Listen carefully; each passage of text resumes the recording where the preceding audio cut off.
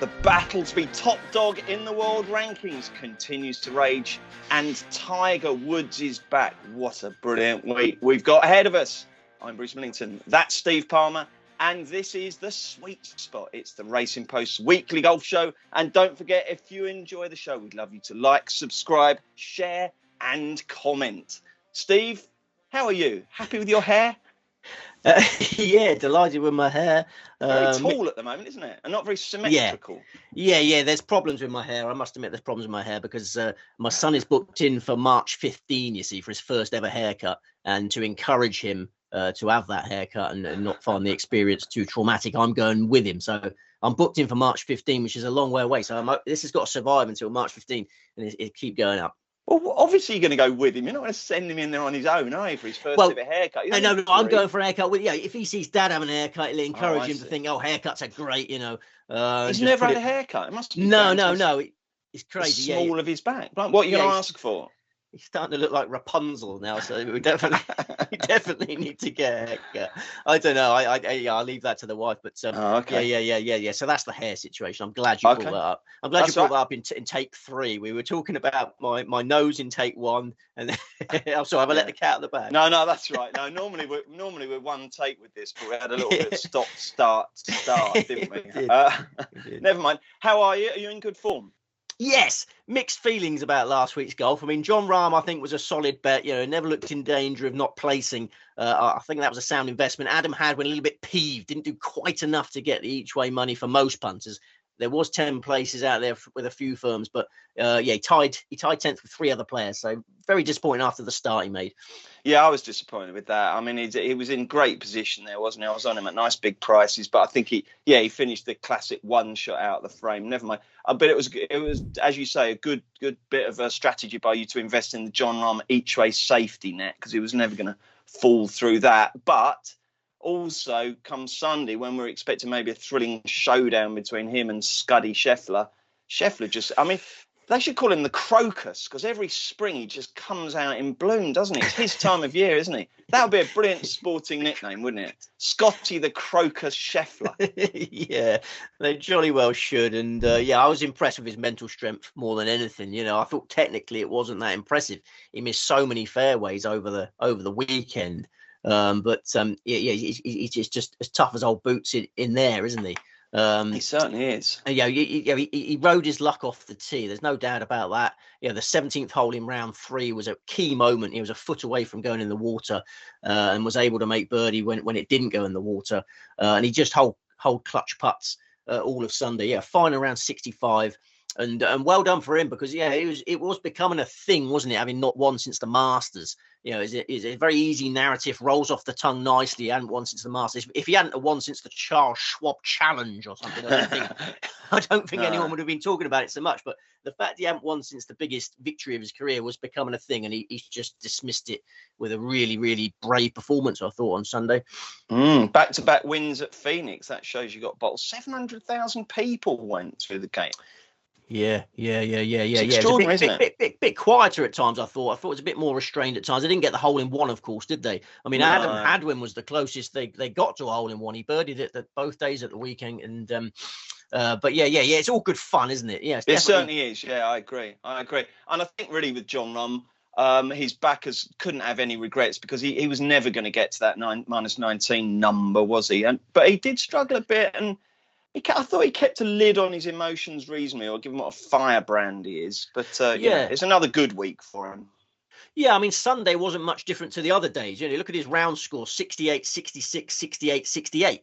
Every day is like Sunday. Every day was like Sunday, exactly. The only difference was that Scheffler, went up a gear on Sunday and, really held himself together.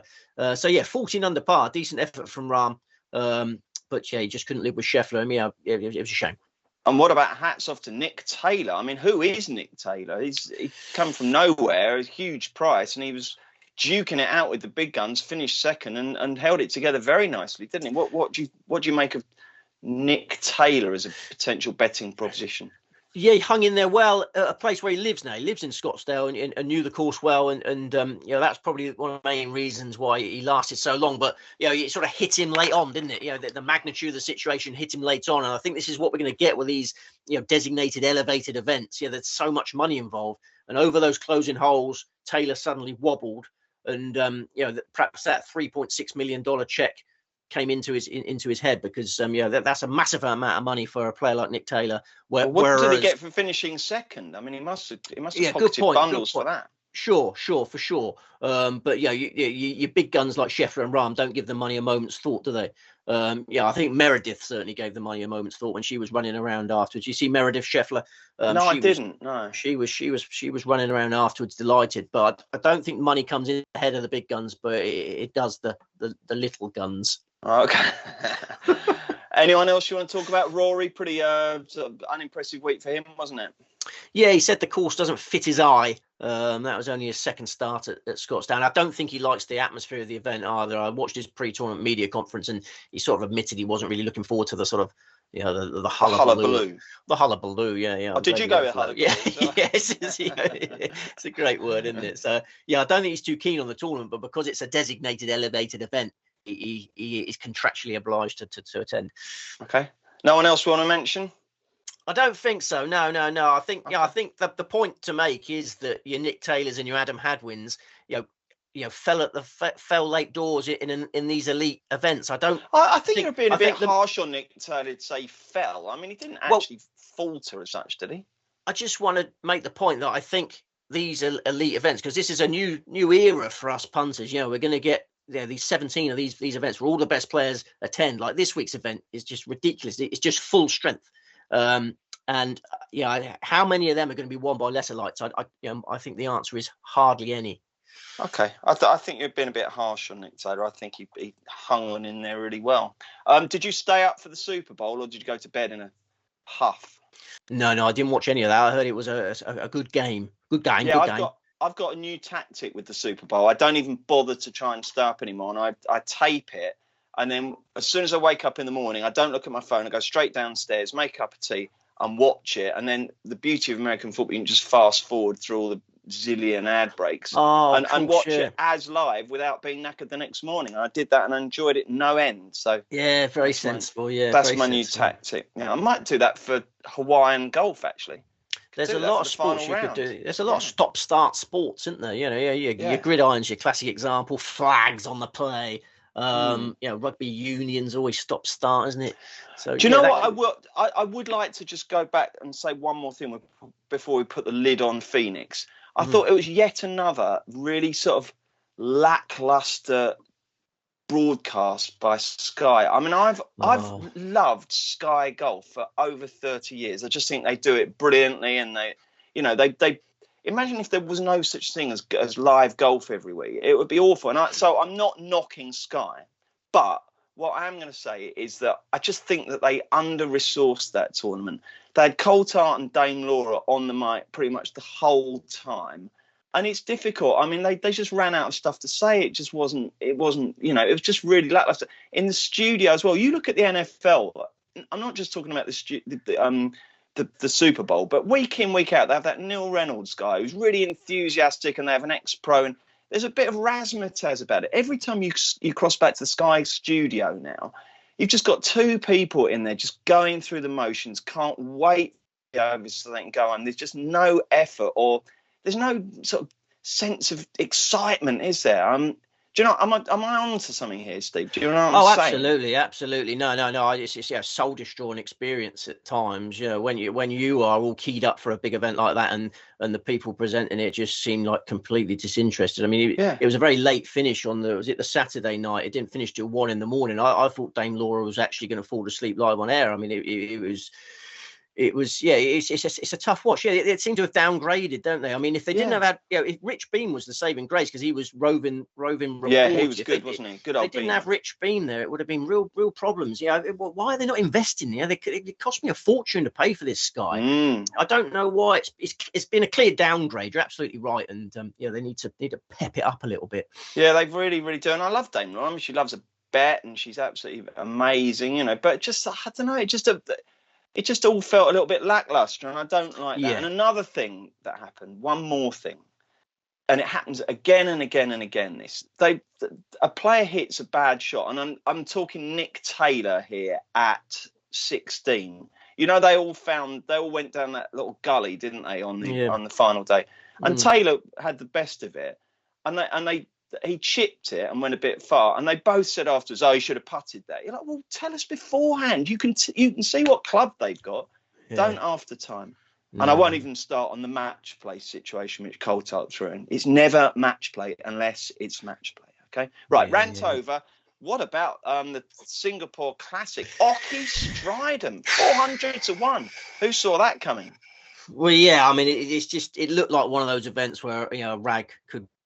I went for big prices, didn't go far enough. I mean, the most annoying thing about Oki Stridham is that, you're always telling me that, I watch too much golf, I should get a dog and get away from it all. You might be right in this case, because I watched Tony Johnson the other day was commentating on a DP World Tour event, and Tony Johnson very close to all the South African players, and you pick up good information about them. And he said Oki Stridham's really struggling with his back. A couple of weeks ago, he said he's got serious back problems. So I made a mental note, just avoid Oki Stridham. 2 weeks later, he wins. His four figures are ridiculous. Win, miscut, win. But he revealed, didn't he, afterwards, that he said to his wife, he wasn't even going to play last week because he was so out of form. And she said, this could be your week. And sure enough, it was. It's incredible. Yeah. And it's his, as you say, with the form figure, it's his second win in not that many outings, because he won at Leopard Creek in December. And I've noticed a link between those two tournaments, Steve. Have you? Oh, go on. That he wore shorts for both. Oh, yeah. So maybe that's the key. If he plays in shorts. When's the next tournament where they can wear shorts? When Stridham's in his strides, he fails miserably. Strides. And then, Well, good point. Well made. But maybe watching less golf is the answer. Oh, no. Well, you should do. You've got to mix it up, haven't you? You're obviously dedicated, but you do watch. He was nowhere near my radar. I mean, Sami Välimäki was on my radar. He's been popping up a lot the last few months. But Välimäki really poor over those closing holes. There was 2 par 5s in the closing 5 holes, and he played them all in level par. It was level par to the hut from there. I worry about his fortitude. He can't seem to get over the line in front anymore. And Stridham must have been a huge price going in the final day as well. I mean, he's way off the pace. Just extraordinary. Yeah. Now, it's sometimes you just got to take these ones on the chin, and that was one of those ones where I wish I was on holiday for. But such is life. Yeah. Anything else to add? No. Horrible tournaments, and I prefer this week's tournament. I prefer the Thailand one. I think it's much more gettable. Okay, well, we'll get to that before we do the Genesis Invitational, because as Steve said earlier, it's an incredible field. Here are some indicative prices: 15-2 John Rahm, 9-1 Rory McIlroy, 10 Scuddy Scheffler, 16 Justin Thomas. He showed a little bit of a return to form last week. 16 Tony Finau, 18 Xander Schauffele, 22 Colin Morikawa, 22 Max Homer, 25 Patrick Cantlay, 28 Sun J.M., 28 Victor Hovland, and 30 Bar. They are all good ones, aren't they, Steve? And Tiger Woods 140-1, by the way. I should throw him in. Where are we convening for this festival of golf? Riviera Country Club, Pacific Palisades, California. 7,322 yards, par 71, 3 par 5s. Hosted since the old king died. Also hosted the 2017 US Amateur, won by Doc Redman, who's in this field. Colin Morikawa also played well in that. Suits strong ball strikers, preferably faders. A lot of left to right shots at this course. And course experience is almost essential. This is very much a layout where you have to serve your apprenticeship. Newcomers do not do well at Riviera. We've got 130 players going to post as things stands. $20 million in the kitty again. 3.6 million to the winner. Sunny and calm, cool mornings, pleasant afternoons, temperatures peaking at 19 C. How lovely. And I see Big Johnny Rum called it Riv last week. Did you see that? A little montage of players reacting to the news that Tiger was playing. And Ram had obviously had this sprung on him. He's playing a Riv? That's great news. So, we're at Riv. How many selections have you got, Steve? It's a 3-pronged attack. Okay, and who is the central prong? It is Max Homer at 22-1, who was a hero for us at the Farmers Insurance Open last month. Hugely impressive 2-shot victory in his home state of California, his 6th PGA Tour title. 4 of them have come in California. And it's debatable whether any course in California suits him better than this one. He grew up going to this tournament as a kid. Now he's a leaderboard regular as an adult. I think this is the perfect track for Max Homa. His natural shot is a fade. This is a fader's paradise. The first of those 4 home state triumphs that I mentioned came in this event in 2021, closed with a 66, then won a playoff. In 2020, he finished 5th, and on his title defense last year, he finished 10th. So 5, 1, 10 for the last 3 years, and returning this time with his confidence level at an all-time high. He's got plenty left in the tank. Last week was a perfect, gentle warm-up. This is only his 4th tournament of the year. Last week, he could stay at home. He's Californian, but he lives in Scottsdale. So he was at home last week, didn't seriously contend. I don't see a good reason. If someone can give me a good reason why Homa's not going to contend this week, I'd like to hear it. I think this is another excellent each-way bet. Maybe you should take the 10 places that are out there. And Homa is one of only 4 course winners in the field, which is not a lot when you consider this has been the host since 1973. And the reason for that is there's a lot of livers who've got great record in this event, who are obviously banned from it. Phil Mickelson's won it twice. Dustin Johnson's won it. Bubba Watson's won it 3 times. Wacom Neiman should be the defending champion, but he's a liver. Even Charles Howe III, one of your favourites, he's on the honours board. So all the livers are banned, and Homa is one of very few course specialists playing. I'll tell you what, talking of live, actually, Steve, one thing I was thinking about when I looked at this field is that even though we've lost quite a lot of, decent players to live, it doesn't feel like it's really detracting. I still look at this and think, wow, this is a brilliant field. I don't think, it's a good field, but if only the livers were playing. Yeah, it's maximum strength. That? Yeah, I think that. Yeah, it's maximum strength, isn't it? And is anyone going to be watching this tournament thinking, where's Cameron Smith? Where's Wacom Neiman? Where's Dustin Johnson? I'm not. No, nor am I. No, right then, so you make a good case there for Max Homa as your headline selection. Who do you see as the main danger? I think it's Tony Finau. 18-1 just gone, 16-1 generally available. The man who Max Homa beat in a Riviera playoff in 2021. Will we get another Homa v Finau playoff? Entirely feasible scenario. Finau also finished 2nd at Riviera in 2018, beaten by course specialist Bubba Watson. Riviera sets up perfectly for the modern Finau. He still likes to hit that natural fade, but he's a lot straighter these days. He's not going to get in trouble. This is a dangerous course if you're straying.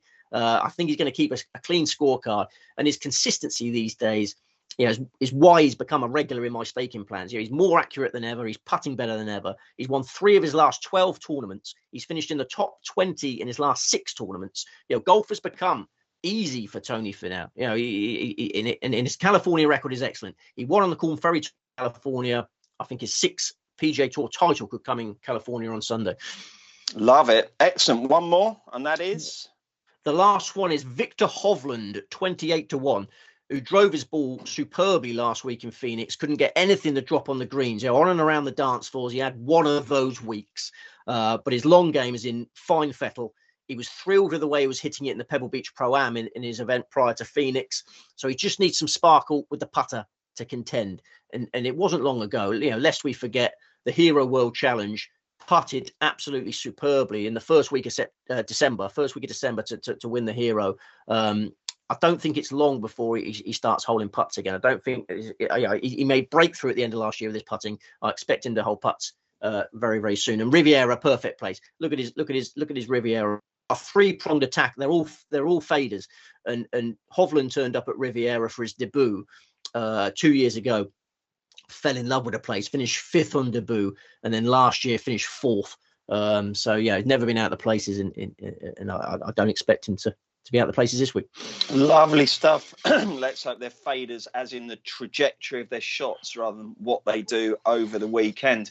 Now then, Steve, clever. If you were to have a view on which of the big 3 gunning for top spot in the world rankings will come out on top, who would you favour, do you think?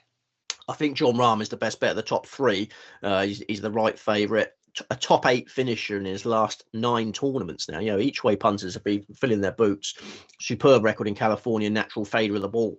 I just wonder whether that weekend in Phoenix might have drained him a bit. You know, he was the hometown hero there, high intensity golf in a bear pit atmosphere, and a disappointing back nine to finish. So at 15-2, I can leave him alone, but he's the best of the three for me.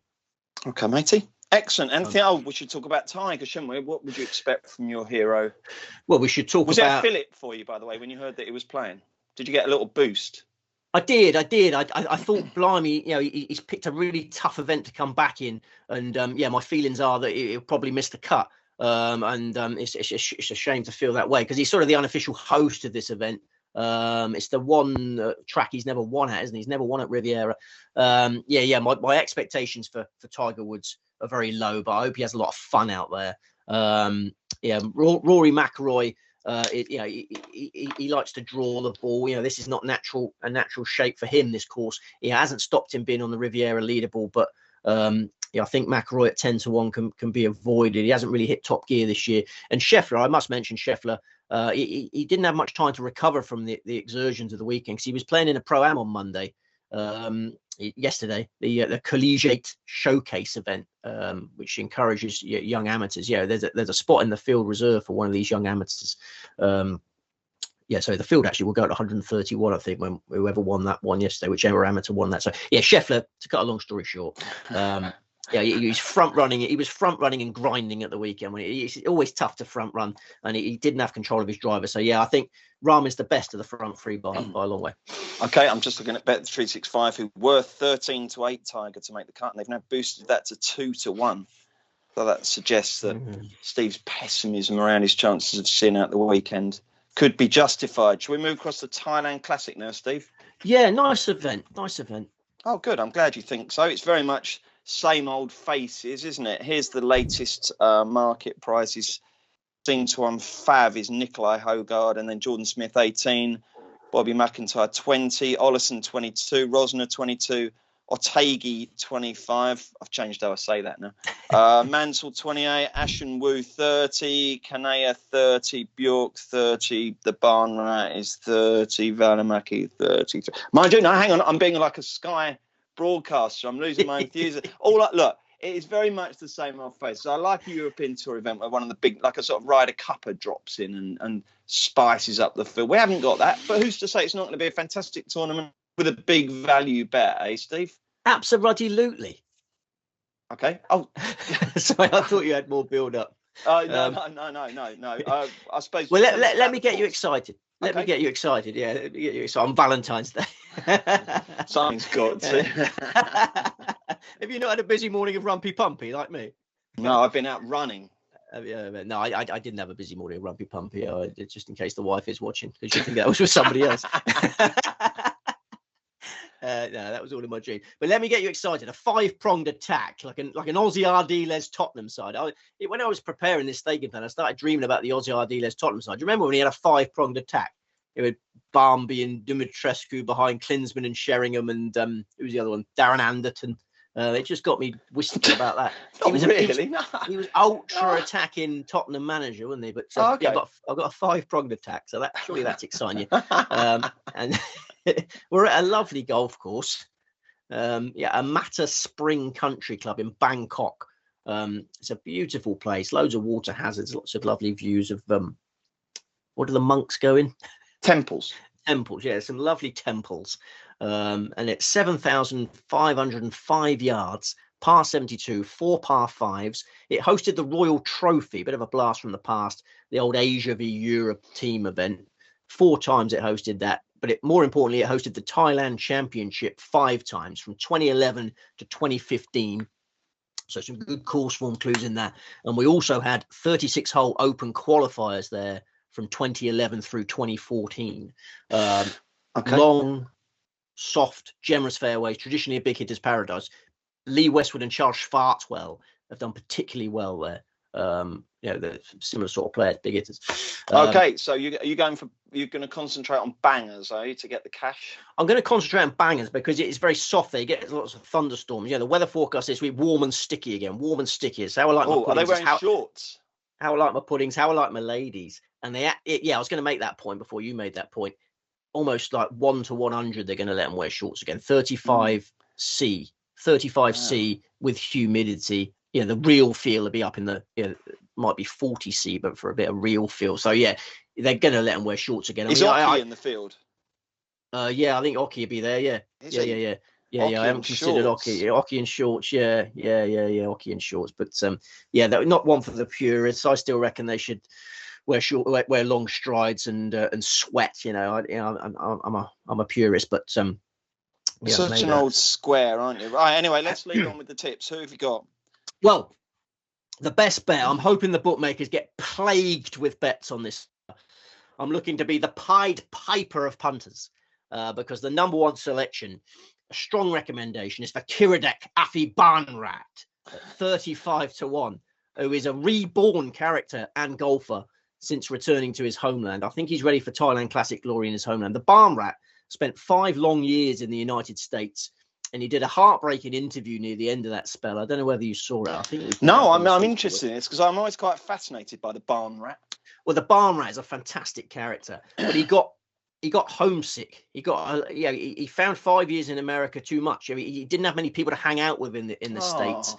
He was a lonely Thai, and he's absolutely thrilled to be back on the DP World Tour. He earned the ticket home by finishing 4th in the DP World Tour qualifying school in November. A third round 73 in that, gave him the jitters. We were all a bit worried about the Barnrat when he shot a third round 73. He followed up the next day with a 62. The Barnrat is just, he's always been blessed with fantastic amounts of bottle. He's a 4-time DP World Tour champion. The first 2 of them were in Asia. He's a 6-time champion on the Thailand Tour. His last professional victory came in the 2021 Thailand Masters. And he's just overjoyed to be back home. He's based in Bangkok again. He says he's got all his friends and family around him. He likes playing with his cars. His big passion is his cars. And was he not a liver, Steve? No. He never lived, no? No, he never lived. He never lived. He just likes messing around with his cars. He's basically banging into his fast cars, hanging out in Bangkok with family and friends, and he practices at Amata Spring. And he's performed well in tournaments at this course. Look at his form figures from his last 4 starts in the Thailand Championship at Amata Spring: 6, 18, 10, 7. And in the 2013 Open qualifier there, he carded a 36-hole total of 13 under par to win that event and secure an Open debut. I think it's going to be black death for the bookmakers this week as the Barnrat runs wild. That's brilliant. That's one of the best cases you've ever made. I'm thinking of interrupting the broadcast to lump on now, but I'm going to have to wait till the end of the transmission. That's really good, Steve. It'd be good for the soul, wouldn't it, Bruce? Because it's nice when you back a player that you really like, and I've got so much time for the Barnrat as a character. I never let it come into my thinking. I've had bets on people I don't like. Your Ian Poulters. I'm going to be happy for so many reasons when the Barnrat wins on Sunday. Yeah. Oh, well, you certainly got me excited there, Steve. That's shaken me out of my stupor. So thank you for that. So Kiradech Afi Barnrat is Steve's headline selection. He's got 4 more. Let's start with the main danger in your eyes. It's Thorbjorn Thunder Bear Olesen. I think he'll give the Barnrat most to chew on. I mean, Olesen has been hitting his ball in spectacular fashion in the last few weeks, but the putter was behaving, which was unusual because Olesen's always been a great putter, but he was never going to be kept quiet for long on the greens. The floodgates opened over the weekend of the Ras Al Khaimah Championship. The final 6 holes of round 3, birdie, eagle, birdie, birdie, birdie, birdie. Was that 6 holes? I don't know. Birdie. But he played well. He finished with aplomb. He finished with aplomb. And he was 12 under par for his final 24 holes of that tournament. So suddenly the holes were looking as big as buckets. And he finished 4th in that tournament. His form figures from his last 5 tournaments: 44, 30, 20, 16, 4. There's been a lovely progression about Thunder Bear over the last 3 months. And this week's course suits him. He's seen it before. Not that many people have. 19th in the 2011 Thailand Championship. That was at the end of his first year as a European Tour player. I think a 7th DP World Tour title could come for Olesen if the Barnrat don't win. People forget how prolific he is. Absolutely. Okay. You might have done. Well, I'm not. I always, I call him the flatterer. I always think he gets onto the fringes of leaderboards and then falls away disappointingly. But I mean, the evidence suggests otherwise, doesn't it? Yeah. No. I mean, I've learned that you know best, and I'm just here to ask the questions rather than pass on my thoughts because they're worthless. Right then, third tip. You are nothing. You are right. Sebastian Soderberg. 80-1 Sebastian Soderberg spends a lot of time in Thailand. He's one of the touring pros attached to Black Mountain Golf Club, which is about a 3-hour drive from Amata Spring. Soderberg, the right sort of player for Amata Spring. All my players are blessed with power for a long, soft track that's there to be attacked. Soderberg obviously likes this part of the world, and he's a punter's pal, this fella, because he's so inconsistent. He's so inconsistent. It's all duck or no dinner with Soderberg. You know, he's either brilliant or rubbish, which is great because when he does do well, you get a massive price. And this is a classic example because he's just missed 2 cuts in Dubai and Singapore, so he's been shunted out to 80-1. But lest we forget, prior to that, he was second in the Abu Dhabi Championship, a Rolex Series event. So he's an attacking golfer. Sometimes it pays off, sometimes it doesn't. 5th in the Nedbank in November. He's won twice on the Challenge Tour. He's won once on the DP World Tour. So, yeah, it's a big prize. Yeah, sounds good. 4th tip. Gavin Green keeping the faith, 66-1. I mean, we talk about Soderberg missing 2 cuts in a row. Gavin Green has missed 3 cuts in a row, but he's going to get going again soon. You know, he's brilliant at the end of last year. 2nd in the Czech Masters, 2nd in Portugal, 7th in the Nedbank. He's having a surprisingly large Christmas hangover. You know, I don't know what's going on over Christmas. Maybe he overdid the sherries, but he hasn't become a bad player over Christmas. And you know, Amata Spring is perfect terrain for him to bounce back. You know, he's a long hitter, he's an attacking golfer. Plenty of room for him to show how good he is. So yeah, keep the faith with the pride of Malaysia. Okay, and finally, Clément Sauder, keeping the faith with him too, 110-1. I think that's an enormous price. We were on him at 200-1 last week and he finished 30th. Have a look at his scorecard. He made 24 birdies last week. He was 10 under par for his final 3 rounds. I think he'll make fewer bogeys this week. It's a more straightforward test. It's a course that he's already emphatically proved himself upon. You know, not many in the field can say this. You know, the Barn Rat is course proven and Clément Sauder is course proven because in 2015, in his first year as a professional, he finished 2nd in the Thailand Championship at Amata Spring. And yeah, that was a good quality event. Lee Westwood, Sergio Garcia, Martin Kaymer, Matt Fitzpatrick, Bubba Watson, all in it. Sauder turns up as world number 481, finishes 2nd. So yeah, you've got to respect him. 5 times a winner on the Challenge Tour, nearly won the South African Open just before Christmas. So yeah, big runner at a big price. Okay, that's Saudet, Sordet. You would never have known from Steve's abysmal pronunciation. So, very quick one. Can you just tell me if Migliozzi will enjoy this chart? I was just having a little scan down the list, and I thought, well, you know, this is a guy who knows how to win better tournaments than this, and he's 55s. You're absolutely right. Made a great start to the year. Played great in the team event, and then contended in Abu Dhabi, and had a really poor finish when we were on him in Abu Dhabi, and hasn't really got going again since. But yeah, you can't rule out Guido Migliozzi. All right, then. Shall we reiterate? I think it's wise. Steve's 3 tips for the Genesis Invitational are... Max Homer, Tony Finau, Victor Hovland. And Steve's 5 tips for the Thailand Classic are... Kiradek Afi-Barnrat, Thorbjorn Olesen, Sebastian Soderberg, Gavin Green, and Clément Sauder. Okay, and that tournament starts very early on Thursday, so do get your bets on before you go to bed on Wednesday evening. Quick midnight, shout out. I think midnight Wednesday night. Midnight Wednesday be night. Lively, Okay, fair enough. Right, thank you. Quick shout out to someone called Barry McPhee, who's just tweeted me with a picture of him. It says it took me a while, but I finally managed to read it. Excellent book, and there's a picture here you can see of Barry on what looks like a nice sunshine aisle by the pool, beer in one hand and Born to Punt by Steve Palmer in the other. Wouldn't you love to be in Barry's flip-flops right now, Steve? Yeah, I would, yeah. I could murder a sunshine aisle, I must admit. Born to Punt 2010 that came out. I'm glad that's still getting some purchase. You still get people saying, are you going to write another book? Have you got any other plans? Well, I always tell them I will when I retire. Yeah, I'm too under the cosh at the moment with work and various things. But yeah, I'm sure when I retire I can get cracking on that. I mean, Born to Punt is just an embarrassment when I look at it now. You know, with the amount of times I'm just plain drunk in it. Yeah, I'm gonna have to burn all the copies of that book when my daughter gets older, one because it's not setting a good example, is it? Just drunk and sort of leching after women. Yeah, I must admit I have a great deal of shame when I pick up that book. I think that little admission probably double sales this week. I think, blimey, that sounds pretty good. Okay, well, any other news? No. Did you enjoy your weekend of solitude?